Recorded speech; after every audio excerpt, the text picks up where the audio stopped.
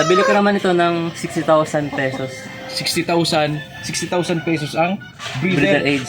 Ang isa. Ang isa. 60,000 ang isa. Oo. Isa pa lang yun. Thermostat. Nakaset up siya dun sa brooding box. Ngayon lang ako Sa- nakakita ng ganitong brooding na may thermostat. Kunyari, nawala ng kuryente. Yan, pinatay ko na. Pinatay na niya. Yan, hugutin ko pa. Yan, papasok yung 12 volts battery supply. Andito tayo ngayon sa backyard farm ni Sir Nito Tuso. Inisita natin yung kanyang mga malalaking manok. Yung mga Indio Gigante dito sa Camarines Norte. Siya pa lang kasi yung nabalitaan natin na meron ditong higanting manok. So ang lalaki talaga niya, makikita ninyo. Hindi siya yung mga ordinaryong mga manok. Ang laki. Ito yung breeder ni Sir ng Indio Gigante. Talaga ang laki. Yan. Sa taas. Yan talagang higante kumbaga. Kung saan naman galing yung breeds mo, Sir Nico, itong mga alaga mo mga Indio Gigante? Bali, ang Indio Gigante, nag-originate sila sa Brazil. Kung nakunan ko nito, sila yung mga nakapag-import ng Indio Gigante Dito sa Pilipinas. dito sa Pilipinas. Isa, nandun na hen, yun yung sa pinakaunang nakapag-import. Tapos ito, galing Negros. Galing kay Sir Baris Calona ng Negros. Pati ito, pinakasikat na line niya, yung Monstro line. So, nabili ko rin sa kanya, pero ibang line to ng Indio Gigante. Bali ito, RRA. Rare Roasted Acres. Galing USA. Brazil kasi, hindi sila nagbebenta ng Indio Gigante. Ang ginawa nung Rare Roasted Acres, bumili sila ng itlog. Nilabas nila ng Brazil, pinapisan nila sa US. Doon sila nakapagparami ng Indio Gigante. Ang presyohan ng ganitong breeds, nasa magkano naman?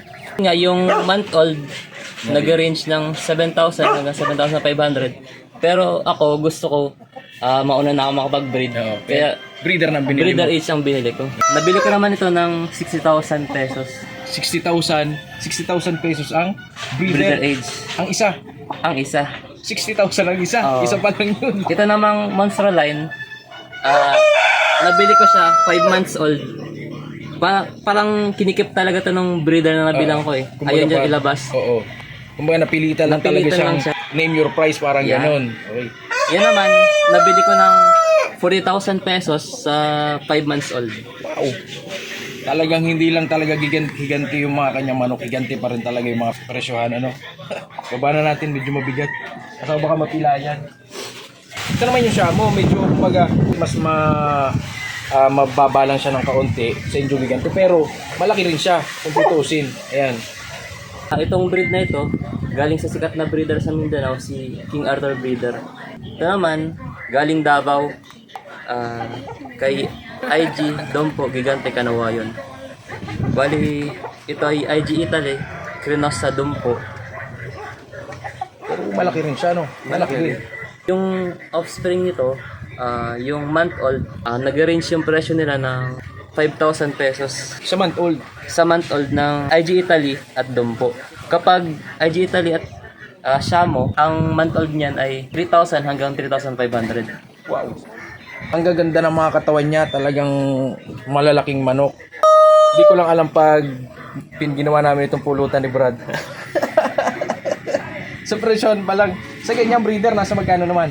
Nabili ko ito noon na 7 months old, 25,000 sa 25,000. Davao. Wow.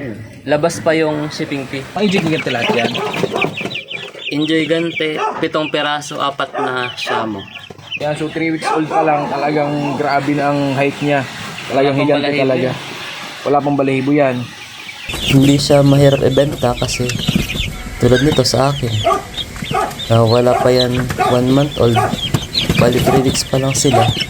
Mga naka-reserve na yan. Nakita ko lang rin yung kanyang setup ng brooding box. Ano?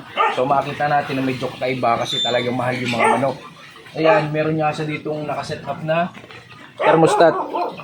Sa isa, meron kang naka-install na thermostat. Kada isang box. Ano purpose naman yan? Sa pag-aalaga kasi ng sisiw, medyo critical pa yan. Lalo na yung day old. Kaya mas mahalaga yung control yung temperature nila.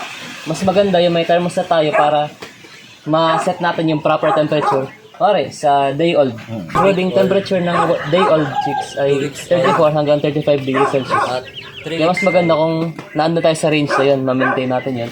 Para yung mortality, mabawasan natin. Ito pa lang yung brooding box na nakita ko na meron naka-install na thermostat. Ayun nga, ang kagandahan pala nito para ma-monitor natin yung init dun sa loob ng brooding box. Although naka-set up yung brooding niya, maganda ang setup, meron siya naka-install na thermostat. Yan, so medyo semi-high-tech kumbaga. So papakita ni Sir Nico ngayon yung kahalagahan ng may naka-backup na solar power dito sa kanyang incubator kasi dito sa atin madalas nagba-brown out, no? Ito yung saksakan papunta sa outlet na 220 volts. Ito naman yung sa battery na 12 volts. So kunyari, nawala ng kuryente. Yan, pinatay ko na. Pinatay na niya. Yan, hugutin ko pa. Yan, papasok yung 12 volts battery supply. Kaya tuloy-tuloy pa rin yung operation natin. Tuloy-tuloy pa rin yung operation ng incubator niya kahit mag-brown out man, may nakasuporta sa kanyang kuryente pa din galing dun nga sa solar. Ayan. Sa ilang oras na brown out, gaano naman katagal yung kaya niyang i-supply na kuryente dito sa incubator mo? Bali, itong setup ko na to, na-try ko na ng 4 hours. Kayang-kaya niya. Every Hindi ko pa na-try yung line yung pinipili. pinaka-maximum niya talaga. Sa 4 hours na power interruption, kaya niya pala mag-supply dito sa incubator kahit walang kuryente. Ano? So, ito ang kagandahan nung may ganito rin setup. Bali, nabili ko to sa Shopee ng 2,000 plus pesos. Fully automatic incubator. Bali, may kung ilang days na siya. Okay. Ito Meron yung- siyang meron siyang kumbaga indicator diyan kung ilang days na yung mga itlog dito sa loob. Yan. Tapos, pwede mo siyang iset sa kung anong itlog yung sasalang mo. Chicken, sa yan ducks, goose, pigeon. Yan. Iba-ibang hatching days at parameters kasi ng temperature yung depende sa itlog. Ito naman yung timer niya. Every 90 minutes, ito turn niya yung itlog. Ito naman yung temperature at humidity. Ang ganda nito palang Plus- ganitong klaseng incubator, no? Meron pa yung candler, built-in candler. Meron pa siyang Patong na yung ng itlog, parang sa egg gantling. candling. Capacity nito ay 200 capacity. Puno yan ngayon ng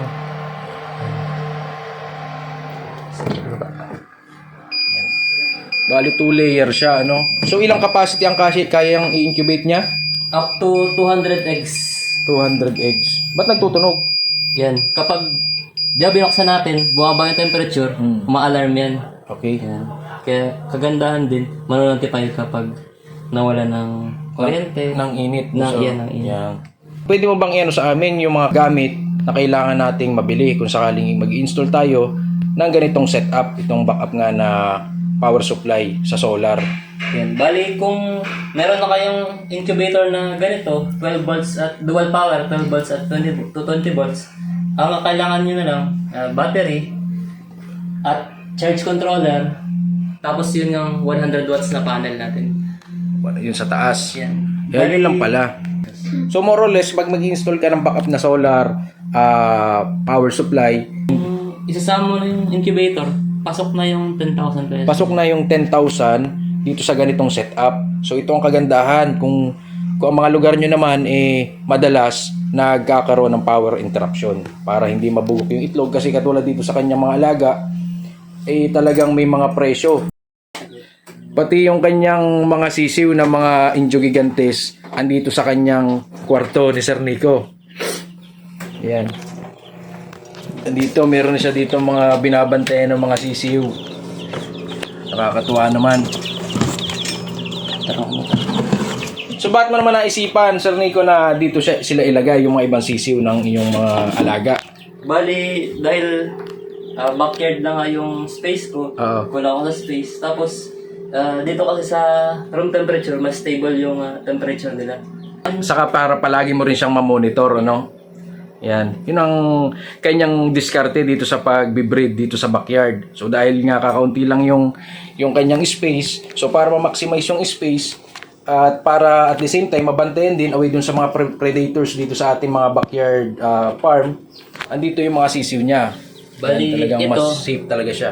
gumawa ko ng DIY hatcher kasi yung incubator ko sa labas, full ko na siya na settler lang. Kaya gumawa na ako ng hiwalay na hatcher. DIY lang siya. DIY. Itong hatcher mo na ginawa, sir, ano? Ito naman yung solar setup ko na 340 watts. Wow. Ito yung nakapuli, fully solar na itong setup dito sa loob mo. Fully solar yan. Solar. Ito, pwede siyang 220 volts. Saksakan ng 220 volts. Pwedeng USB. Wow. USB dito. Apat na socket. High-tech na, no? So, nabili mo siya, nakaset na.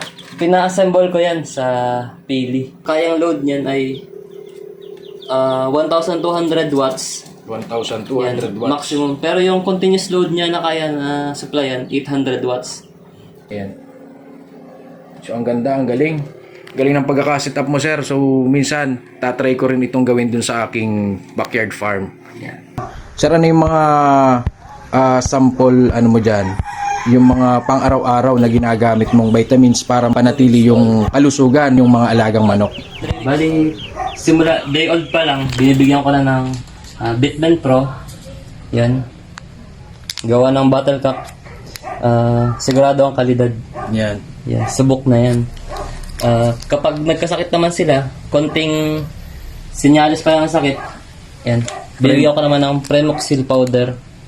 Mapa CCO, CCO breeders. breeder yan. Tapos kapag malala na yung sakit, nagbibigay ako ng Sulfar QR. Sulfar QR, pwede siya sa mga manok, pwede rin sa baboy. Yan. Meron ding Sulfar QR na Tablet. Yan. So para ito dun sa mga malalaking mga breeders na. So itong powder para sa mga sisiw, Sulfar QR naman na tablet para dun sa mga breeders na. Ito ang kagandahan yung mga vitamins natin as maintenance do, katulad ni sir, yung mga Injugigantes niya, kailangan syempre ng mga suportang vitamins dun sa pang-araw-araw na kalusugan nila. Andiyan ang Vitamin Pro, tapos Premoxil at yung Sulfar QR ng bottle cap. Yan. So, napansin ninyo, talagang ginastusan ni Sir Nico ng TSC Shamo Farm yung kanyang mga materyales, pati na rin yung kanyang setup ng pag-aalaga sa kanyang backyard farm. Ikaw ba naman na magkaroon ng ganitong klaseng alaga na bihira lang sa Pilipinas, bakit hindi mo pa ayusin yung sistema kung paano mo sila mapaparami?